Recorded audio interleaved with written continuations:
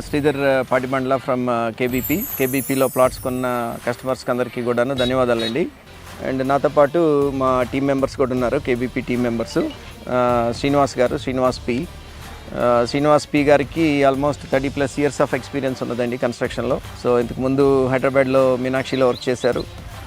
తర్వాత last 10 years to 15 years నుంచి మాతో అసోసియేట్ అయి ఉన్నారు. Not only vertical constructions and ఇట్లా ప్లాటింగ్ డెవలప్మెంటే కాకుండా తను నేషనల్ హైవే ప్రాజెక్ట్స్ ఓవర్సీ చేశారు, పవర్ ప్లాంట్స్ ఓవర్సీ చేశారు. అట్లాంటి ఎక్స్పీరియన్స్ అంతా కూడాను ఉన్నది. సో ఓవరాల్గా మా డెవలప్మెంట్స్ అన్నిటినీ కూడాను ఓవర్సీ చేసి డ్రాయింగ్స్ని స్టడీ చేసి ఓవరాల్గా ప్రాజెక్ట్ మొత్తం కూడాను లైవ్లోకి తీసుకొచ్చేది శ్రీనివాస్ గారు అనమాట. సో ఈరోజు శ్రీనివాస్ గారు కూడా నాతో ఉన్నారు. సో ఇప్పుడు మనం ఈ ప్రాజెక్ట్ గురించి చాలా ఉన్నాయి హైలైట్స్ అన్ని కూడాను, దాని గురించి టీం మెంబర్స్ని అడుగుదాము. ఫస్ట్ డిజైన్ పారామీటర్స్ శ్రీనివాస్ గారు మాట్లాడతారు. డిజైన్ పారామీటర్స్ గురించి మనం ఏమేమి చేస్తున్నాము ప్రాజెక్ట్లో అనేది ఒకసారి మీరు చెప్పండి శ్రీనివాస్ గారు. డిజైన్ అంటే ఫస్ట్ అసలు మనం ఈ ప్రాజెక్ట్ లొకేషన్ అనుకున్న తర్వాత చాలా డేటా కలెక్ట్ చేసామండి, మనం ఇంజనీరింగ్ డేటా. అంటే చుట్టూతా గ్రీన్ ఫీల్డ్స్ ఉన్నాయి, అగ్రికల్చరల్ ల్యాండ్స్ ఉన్నాయి.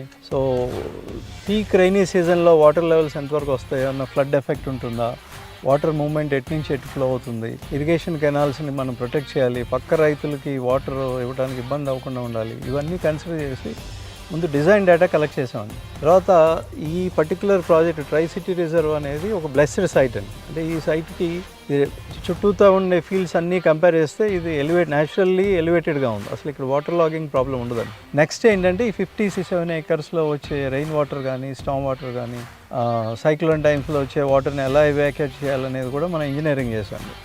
దెన్ స్లోప్స్ ఎటువైపు తీసుకోవాలి, వాటర్ ఎటు మూవ్ అవ్వాలి, దానికి సంబంధించిన డిజైన్ అంతా చేసి దెన్ మనం ఇంకా ప్లాటెడ్ ఏరియాని కూడా ఫిల్ చేసేద్దాం. అంటే ప్రమోటర్స్ బేసిక్గా శ్రీధర్ గారు, రామ్ గారు, సురేష్ గారు కాస్ట్ పరంగా ఫ్రీ హ్యాండ్ ఇచ్చారండి. అంటే మనం ఓన్లీ కాస్ట్ కన్సర్న్గా వెళ్ళొద్దు, మీరు స్పెండ్ చేయండి, ప్రాజెక్ట్ బాగా రావాలని ఫ్రీ హ్యాండ్ ఇవ్వటం వల్ల మనం కొంత లెవరేజ్ తీసుకుని ప్లాట్స్ అన్నీ ఫిల్ చేసాము.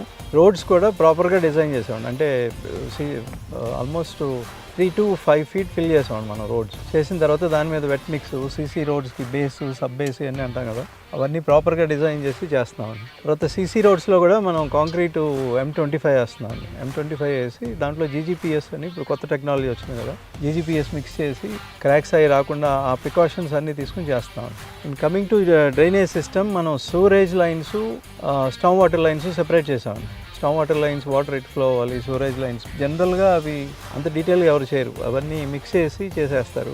మన దాంట్లో అంటే this project is meant for 100 years అండి. ఇందులో కొనుక్కునే ప్లాట్ ఓనర్స్కి ఫ్యూచర్లో కూడా ఎటువంటి ఇబ్బంది రాకుండా డిజైన్ చేసాం. దెన్